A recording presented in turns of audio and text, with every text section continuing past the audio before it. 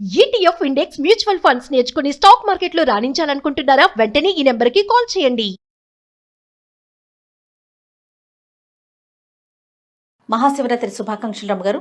Suman TV ప్రేక్షకులందరికీ అలాగే మీకు కూడా మహాశివరాత్రి పర్వదిన శుభాకాంక్షలు. శివరాత్రి యొక్క విశిష్టత రమ్మ గారు. మహాశివరాత్రి అన్న పేరు ఎందుకంటే మనకి ప్రతి నెలలో కూడా శివరాత్రి వస్తూ ఉంటుంది కదా. మహాశివరాత్రికి ఉన్న విశిష్టత ఏంటంటే ఆ రోజు మనం ఎలాంటి పూజా విధానం పాటించాలి? సాధారణంగా చెప్పుకునేది ఉపవాసము, జాగరణ. అయితే శివరాత్రులు నెల నెల వచ్చే శివరాత్రుల్లో ఇది మాస శివరాత్రులతో పాటుగా ఇది మహాశివరాత్రి అత్యంత ప్రధానమైన రోజు. ఈ రోజున లింగోద్భవం జరిగింది. తాకట్టులో ఉన్న బంగారాన్ని విడిపించి ఆ రోజు ఆన్లైన్ రేటుకే మేము కొంటాం. Sharma gold company. ఈ రోజున పరమశివుడు తన తాలూకు శక్తియుక్తుల్ని ప్రకటించాడు ప్రపంచానికి. ఆయన ఎంత ఆద్యంతరహితుడో ఈ రోజున తెలిసింది. అందుకని దీన్ని మహాశివరాత్రిగా పరిగణిస్తారు. ఇది ప్రత్యేకమైనది చెప్తారు కదా. అయితే శివ కళ్యాణం జరిగిందని అదని కాదు, బర్త్డేలు మ్యారేజ్ డేలు అనడానికి వీల్లేదు. దీనికి ముందు కూడా పరమేశ్వరుడు ఉన్నాడు, దీని తర్వాత ఉన్నాడు. ఈ పర్టికులర్ రోజున ఇట్లా అగ్నిస్తంభ రూపంలో పరమేశ్వరుడు కనిపించాడు. ఓకే. అందుకని ఈ రాత్రిని మహాశివరాత్రిని మహాపర్వదినం అని చెప్తారు. ఇది ప్రత్యేకమైన గాథ. ఏటా ఏటా చెప్పుకుంటున్నాం, మళ్ళీ చెప్పుకుందాం తప్పకుండా. పురాణాల ప్రకారము మనకి సృష్టి స్థితి లయకారకులు బ్రహ్మ విష్ణు మహేశ్వరులు. అయితే ఇది సాధారణ గాథ. బ్రహ్మ విష్ణు మహేశ్వరుల కోసం వీళ్ళు ఎట్లా వచ్చారు? ఆది పరాశక్తి నుంచి సృష్టి స్థితిలయలు చేయడం కోసం వీళ్ళు ముగ్గురు జన్మించారని, వీళ్ళ ముగ్గురికి భార్యలుగా ఉండటానికి అమ్మవారి నుంచి త్రిమాతలు మహాలక్ష్మి, మహాసరస్వతి, మహాగౌరి అమ్మవార్లు ముగ్గురు, పార్వతీదేవి, లక్ష్మీదేవి, సరస్వతీదేవి ముగ్గురు అవతరించారని చెప్తారు. అయితే అమ్మవారు పరాశక్తి అనగానే ఒక స్త్రీ రూపం కాదు, స్త్రీ పురుషులు కలిసిన రూపం అది. ఆమె పురుష శక్తితోటి కలిసి ఉన్నటువంటి స్త్రీ రూపం. అయితే ఆయన ఎవరు? ఆమెతో కలిసి ఉన్నవాడు రుద్రుడు, పరమేశ్వరుడు. ఈ లయకారకుడుగా ఒక రూపాన్ని సృజించాడు తప్ప ఈయనే ఆయన అని చెప్పడానికి వీల్లేదు. పరమేశ్వరునికి 5 వేరువేరు రూపాలు ఉన్నాయి. ఆ రూపాలలో ఒకటి మనం త్రిమూర్తుల్లో చూసేది. అయితే ఏమైందట, ఒకసారి బ్రహ్మ విష్ణువు ఇద్దరు ఏదో మాట వచ్చింది. ఒక డిస్కషన్. నేను సృష్టి అంతా నా చేతిలో ఉంది, ఇదంతా నేను సృజించింది, ఈ ప్రపంచం చూడు తండ్రి ఎంత అందంగా ఉంది అని చెప్పాడు. చెప్తే ఈయన అన్నాడు, నువ్వేది సృష్టించినా దాన్ని నడిపేవాడిని నేను కదా, సృష్టి అయితే నేనేం చేయకపోతే వెళ్ళిపోతాయి. అవును అని ఈయన. ఇద్దరు కొంచెం మాట పెరిగింది. మామూలుగా మాటల్లోనే పొట్టి మాటలు మాట్లాడుకుంటూనే వాదనలోకి దిగుతాయి. నేను గొప్పవాడిని అంటే నేను గొప్పవాడిని అని ఒక రకమైన వాగ్యుద్ధం మొదలైంది. క్రమంగా అది యుద్ధంగా పరిణమించింది, మహాయుద్ధంగా పరిణమించేసింది. వీళ్ళిద్దరూ ఇట్లా యుద్ధం ఆడుకుంటున్నారు, యుద్ధానికి దిగుతున్నారని తెలిసి దేవతలు వెళ్ళి పరమేశ్వరుడికి విన్నవించారు, ఇక్కడ ఏదో జరుగుతోంది అని. అప్పుడు ఏమైంది, వీళ్ళిద్దరి యుద్ధం మధ్యలో హఠాత్తుగా వాళ్ళు ఉన్న చోట ఒక పెద్ద కాలుతున్నటువంటి ఒక స్తంభం లాంటిది ఉద్భవించింది. అది ఎట్లా ఉంది, అది ఎక్కడి నుంచి వచ్చిందో తెలియలే వాళ్ళకి, ఎక్కడికి పోతుందో అర్థం కాదు. ఒక స్తంభ రూపంలో ఉంది, మహాస్తంభం. అది అగ్నిస్తంభం. అది ఎందులోంచి పొగలు వస్తున్నాయి, మంట వస్తుంది. మంట మామూలుగా చూడు ఎలా వస్తుంది, ఏదైనా కాష్టాలు చెక్కలు కాలితే మంట కనపడుతుంది మనకి. ఇనపవి కాలినప్పుడు లేదా లోహం కాలితే మంట కనపడదు, అవును, పొగొస్తుంది అందులోంచి. ఒక సెగలు వెలువరుస్తున్నటువంటి అగ్నిస్తంభ రూపంలో దాంట్లోంచి జ్వాలలు కూడా బయటకు వస్తున్నాయి. అక్కడక్కడ ఒక స్తంభ రూపంలో కనపడ్డాడు. వచ్చింది స్తంభం. వచ్చేసరికల్లా ఇదేమిటి, ఎక్కడి నుంచి వచ్చింది? వీళ్ళిద్దరూ ఇంకా తమ పోట్లాట మర్చిపోయారు. ఈ కనపడుతున్న స్తంభం తమకంటే బలీయమైందని వాళ్ళకి అర్థమైంది.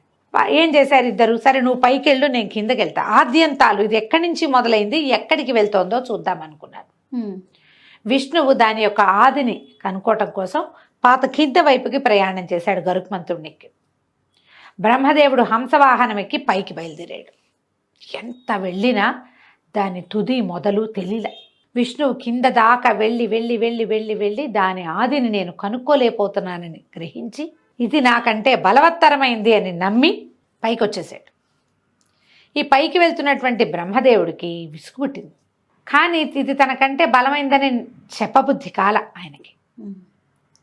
ఆ సమయంలో ఏమైంది, ఈ పైనుంచి ఒక మొగలి పువ్వు కిందకు వస్తుంది, అలాగే ఒక ఆవు, కామధేను అని చెప్తారు, ఆమె కూడా కిందకు వస్తుంటే ఈయన ఏమన్నాడు, ఈ అగ్నిస్తంభాన్ని చూస్తూ వస్తున్నారు వాళ్ళు కూడా. అసలు ఆ మొగలి పువ్వు శివుడి మీద నుంచే రాలి పడిందని కూడా చెప్తారు. ఆయన జటాజూటంలో ఉన్నది ఆ పుష్పం రాలి పడింది అని. ఆయన్ని బ్రహ్మదేవుడు అడిగాడు వీళ్ళిద్దరిని, నేను దీని అంతం చూశానని చెప్తాను, మీ ఇద్దరూ నాకు సాక్ష్యం చెప్పండి అంటే. విధాత కదా, ఆయన మాటకి వాళ్ళిద్దరూ ఒప్పుకున్నారు. ఆవు పువ్వు కూడాను కిందకు వచ్చారు. విష్ణువు నిలబడి ఉన్నాడు. అక్కడ దగ్గర బ్రహ్మదేవుడు కూడా వచ్చాడు. వచ్చేసాక నేను ఆదిని చూడలేదని విష్ణువు చెప్తే, నేను అంతాన్ని చూశానని బ్రహ్మదేవుడు చెప్పాడు. వీళ్ళిద్దరూ సాక్ష్యం అన్నాడు. మొగలి పువ్వు అవును చూశాడు, నేను చూశాను. ఆవు తలకాయ ఊపి తోకతోటి చూడలేదని తోకతో అడ్డం తిప్పింది. ఈ అగ్నిస్తంభం మాయమైపోయి ప్రళయకాల స్వరూపంలో ఉన్నటువంటి రుద్రుడు అక్కడ ప్రత్యక్షమయ్యాడు. విష్ణువుని సంభావించాడు. నీ శక్తి తెలిసి ఉన్నావు, నువ్వు ఎప్పుడూ నాతో పాటు నువ్వు పూజలు అందుకుంటావు.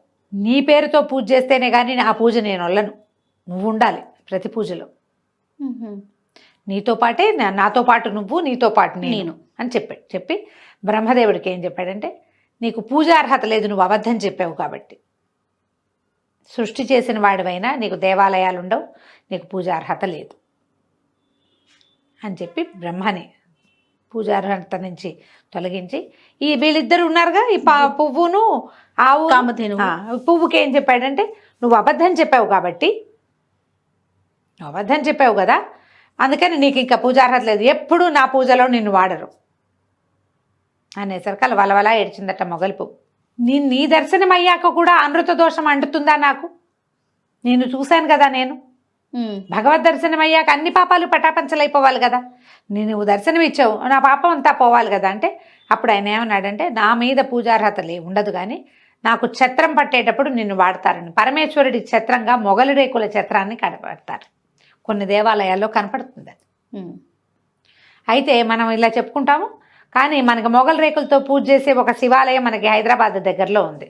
అవునారా? కేతకి సంగమేశ్వర స్వామి దేవాలయం ఉంది, దాని గురించి మళ్ళీ చెప్దాం. రైట్.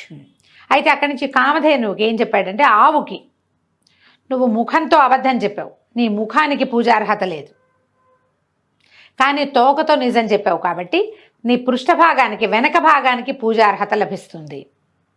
ఆవు ముఖం చూస్తే మేలు కాదు, వెనక భాగం చూస్తేనే మేలు అని చెప్పి ఇచ్చాడు. ఎప్పుడు ఏ సమయంలో అయితే ఇది లింగోద్భవం జరిగిందో, ఇట్లా అగ్నిస్తంభ రూపంలో కనిపించాడో, అది ఈ మహాశివరాత్రి పర్వదినం.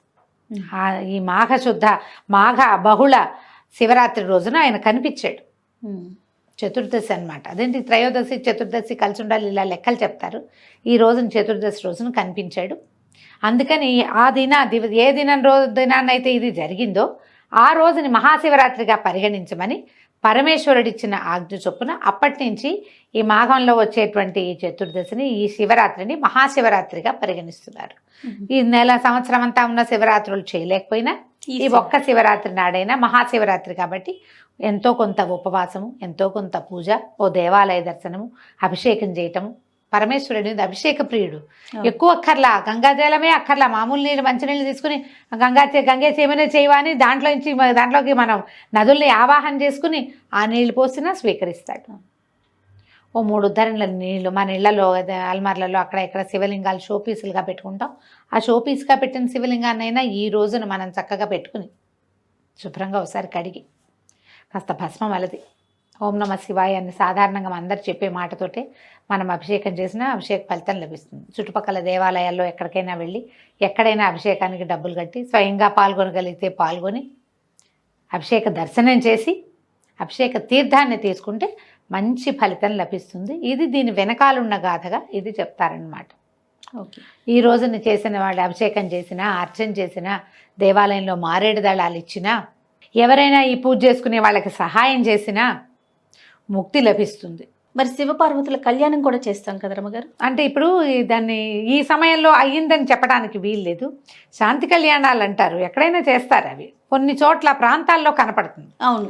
ఆ ప్రాంతపు ఆచారంగా గౌరీ కళ్యాణం చేస్తారు. ఎప్పుడు ఈ లింగోద్భవం అయ్యాక రాత్రి 1 గంట దాకా ఈ అర్చనలు సరిపోతాయి. ఏకాదశి రుద్రాభిషేకాలు చేస్తారు, 11 రుద్రాలు చేస్తారు, భస్మాభిషేకాలు, అన్న అభిషేకాలు, రకరకాల అభిషేకాలు అన్నీ అయిన తర్వాత, లింగోద్భవం అయిన తర్వాత అప్పుడు శాంతి కళ్యాణం చేస్తే తెల్లవారులు కాలక్షేపానికి కూడా ఉంటుంది. అవును.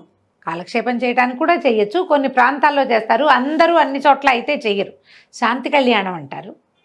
శివపార్వతుల కళ్యాణం చేసే విధానం కనిపిస్తుంది. కొన్ని దేవాలయాల్లో, కొన్ని మఠాల్లో, పీఠాలు, ఇళ్లలో చేసుకోరు. ఎప్పుడు గౌరీ కళ్యాణం, మనం సీతా కళ్యాణం ఇంట్లో చేసుకుంటాం. అవును, అవునండి, కదా. అవును. కానీ ఈ గౌరీ దేవాలయాల్లో. కళ్యాణాలు మాత్రం దేవాలయాల్లో చేస్తారు ప్రత్యేకంగా.